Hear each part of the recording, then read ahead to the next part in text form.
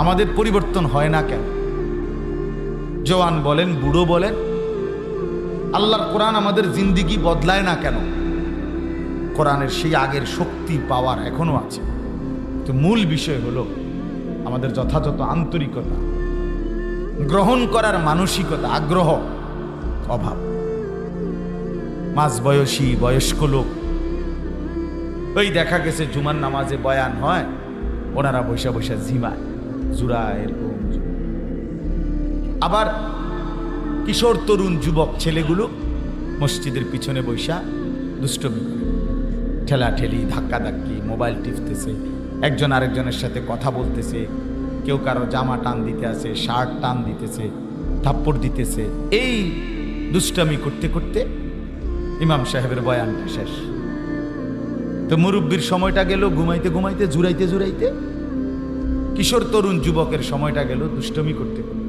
তো আল্লাহর কথা শুনলো, যার ফলে দাখালা জাহেলা খারাজা জাহেলা। মসজিদে ঢুকছিল মূর্খ, মসজিদ থেকে বেরো হইল মূর্খ। মসজিদে আসে যায়, বিড়ি সিগারেট খাওয়ার বদ অভ্যাস ছাড়তে পারে। মসজিদে আসে যায়, চা দোকানে বসা, আড্ডা দেওয়া, নাটক সিনেমা দেখার অভ্যাস ছাড়তে পারে। ছেলেটা জুমার নামাজে হইল মসজিদে আসে যায়, কিন্তু যেমন চেহারা, চুল, লেবাস, পোশাক সব তার মতোই, যেমন আছে তেমন। তাইলে বাবা ঢুকলাম কি, শুনলাম কি?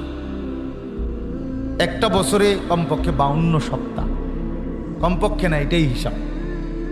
একটি বছরে 52 সপ্তাহ, বুঝছেন নাই? তাহলে কমপক্ষে 52 সপ্তাহে একটা মহল্লার মসজিদে ইমাম সাহেব জুমার নামাজের দিন এক বছরে 52 বার বয়ান করে না? কিছু না কিছু তো বলে। তো সেইটা যদি আমাদের জীবনে কোনো পরিবর্তনে না আসে, কোনো কাজেই না আসে, তো এটা কেন বলে? কার জন্য বলে? কার জন্য বলে এই কোরআন? তাইলে কার জন্য? আমাদের প্রিয় নবী সাল্লাল্লাহু আলাইহি ওয়াসাল্লামের 23 বছরের কষ্ট মেহনত কার জন্য? কাদের জন্য তিনি দান দান শহীদ করলেন? কাদের জন্য তিনি পেটে পাথর বাঁধলেন? কাদের জন্য তিনি তায়েফের ময়দানে রক্ত ঝরালেন? বলেন ভাই, ইনসাফের সাথে। যুবক ভাই, তোমরাও ভাবো ভাইয়া, ইনসাফ করে ভাবো। তো ছিল এই কোরআনুল কারীমের মধ্যে আছে। আল্লাহ তাআলা নিজে নবী সাল্লাল্লাহু আলাইহি ওয়াসাল্লামের সাহাবীদের প্রশংসা করতে গিয়ে আল্লাহ কোরআনে বলছেন, ওয়া ইযা সামিউ মা উনজিলা ইলার রাসূল তারা আয়ুনাহুম তাফিদু মিনাদ দাম। আল্লাহ বলেন, বন্ধু দেখেন আপনার সাহাবীরা এমন যে যখন আপনি রাসূলের উপরে কোরআন নাজিল হয়, আপনি যখন শুনান তাদেরকে, তারা যখন শুনে তো তাদের প্রত্যেকের চোখ দিয়ে পানি ঝরতে থাকে। এই ছিল সাহাবীদের হালাত। আল্লাহর কোরআন শুনতেন তো কাঁদতেন। তাফসীরের মধ্যে আছে কোরবানির মধ্যে মূল মাকসাদ কি? আল্লাহর জিকির। কোরবানির মেন প্রাণটা কি? প্রাণীটা না, কোরবানির মেন মর্ম, হাকিকত, নিগুড় তথ্য হইল এই কোরবানির প্রাণী জবাই করবার সময় যে আল্লাহর নাম কয়, বিসমিল্লাহ আল্লাহু আকবার বলে, এই যে আল্লাহর নাম নেয়, সবাই চিৎকার দেয়, এইটা যে বলে আল্লাহর নাম নেয়, এইটাই আল্লাহ তাআলা চায়। এইটা মূল মাকসাদ, মূল মাকসাদ। আমি সব সময় বলি যে এই চোখ কালো গিলাফ আল্লাহর ঘর কাবা দেখে নাই, যেই চোখ মদিনার সবুজ গম্বুজ রাসূলের রওজা দেখে নাই, এই চোখ যেন কিছুই দেখে নাই,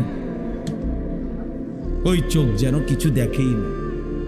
এজন্য চোখের সার্থকতা, চোখের জ্যোতি বাড়বে, চোখের শক্তি বাড়বে, আল্লাহর মহব্বত বাড়বে, রাসূলের ভালোবাসা বাড়বে, আল্লাহর ঘর জিয়ারতের স্বপ্ন দেখে।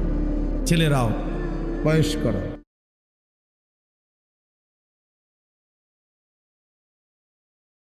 আল্লাহ তাআলা বলেন আমার কোরআন এমন যে যখন মনোযোগ দিয়ে লম্বা সময় শুনবে আল্লাহর কোরআন, তো এক পর্যায়ে তার দিল নরম হইয়া তার সমস্ত দেহ এবং অন্তর পুরাটাই আল্লাহর জন্য ঝুঁকে পড়বে। এই তাহলে এই ছিল মাকসাদ। দিলটা নরম হবে, চোখ দিয়ে পানি ঝরবে, সারা দেহ আল্লাহকে সেজদা দেওয়ার জন্য নুয়ে পড়বে। এই ছিল কোরআনের মাকসাদ। সব বুঝাইছে, লক্ষ লক্ষ টাকা, 3 ফুলা বিদেশ পাঠাইতে 3 36 লাখ টাকা লাগছে। উনি মিলাইছে, বাইক বিল্ডিং করছে, রাস্তার লগে জমি কিনছে, ফার্নিচার করছে, সব ব্যবস্থা করবার সময় অসুবিধা হয়েছে না। কিন্তু নাফরমানরে যখন বলা হয় আল্লাহর ঘরের হজ করবেন না, এই সময় আর কয় আমি করতে বুঝুন, আমার কিছু আসেনি।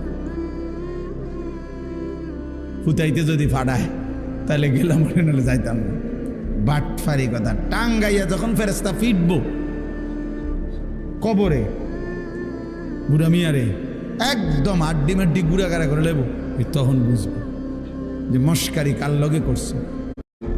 কোন বান্দা যখন আল্লাহর ঘর জিয়ারত করে, 1 নাম্বার হলো সে নিজের চোখে তার জীবনের মধ্যে অনেক উপকারিতা লক্ষ্য করে, পরিবর্তন লক্ষ্য করে। আরেক হলো হজ্জের এই সময়গুলো একই সাথে কোরবানিরও সময়। হজের যেই 5 দিন, এর মধ্যেই মাঝখানে 3 দিন হলো কোরবানিরও 3 দিন।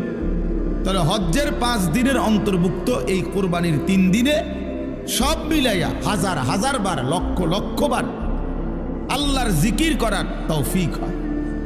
লব্বাইক আল্লাহুম্মা লব্বাইক, লব্বাইক লা শারীকা লাক লব্বাইক, ইন্নাল হামদা ওয়ান নি'মাতা লাক ওয়াল মুলক লা শারীকা লাক। এইটা একটানা পড়ে, এটা আল্লাহর জিকির। আমি আলহামদুলিল্লাহ মনে করেন 16 কিলোমিটার হাইটা গেছি, মিনার তাবু থেকে আরাফা, আরাফাত থেকে মুজদালিফা, মুজদালিফা থেকে আবার মিনা, মিনা থেকে আবার মক্কা শরীফ, কাবা। গত বছরও গেছি হাইটা। এই সময় হৃদয়ের একটা আলাদা আল্লাহ জিকিরের বরকত হয় হাজার হাজার। আল্লাহর স্মরণ বান্দার জবানে। কিশোর বলেন, যুবক বলেন, বৃদ্ধ বলেন, যে যেই মিথ্যা অন্যায় অপরাধের সাথে জড়িত, উনি এটা ছাড়বার কোনো মানসিকতাই নেই, প্রস্তুতিই নাই, ইচ্ছাও নেই। মিথ্যা বলে তো বলেই, চুরি করতেছে তো করতেই আছে, ওজনে কম দিতেছে তো প্রতিদিনই একই রকম, সুদ খায় তো 30 বছর ধরে সুদে খায়, বাটপারি করতেছে তো প্রতিদিনই বাটপারি।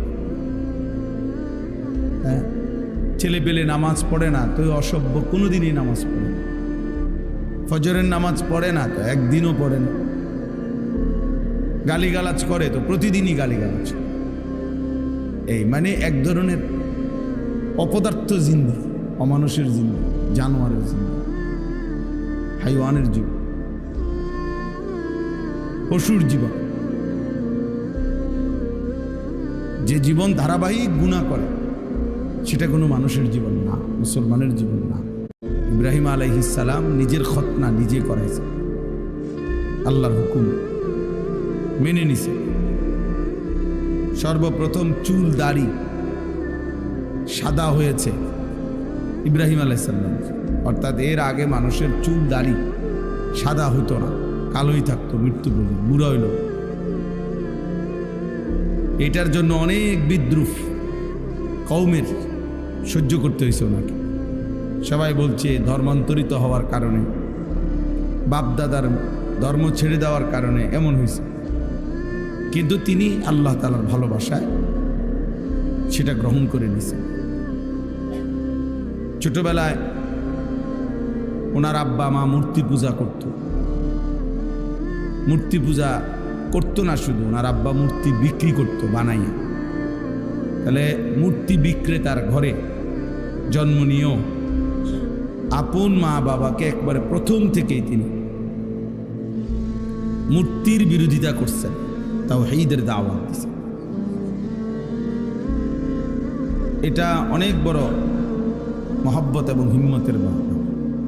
ইয়া আবাতি লিমা তা'বুদু মা লা ইয়াসমাউ ওয়া লা ইউবসিরু ওয়া লা ইউগনি আনকা শাইআ। কোরআন শরীফে আছে, তিনি তার পিতাকে বললেন, হে বাবা আপনি কিসের ইবাদত করেন? মা লা ইয়াসমাউ, যে কিছুই শুনে না, ওয়ালা ইউবসিরু, যে কিছু দেখেও না, ওয়ালা ইউগনি আনকা শাইআন, যে কোনো সামান্যতম উপকারও করতে পারে না। এই ফালতু মূর্তির কেন পূজা করে, ইবাদত করে? তার বাড়ি ছোট্টবেলার থেকেই তিনি আল্লাহর ভালোবাসায় বাবা মার কুফুরিও এক সেকেন্ডের জন্য মেনে নেন, করেন নাই। আগুনের কুণ্ডুলিতে নমরুদ যখন ফেলাইছেন, তখন তিনি জিব্রাইলের মতো ফেরেশতা, মিকাইল, ইসরাফিল, আজরাইল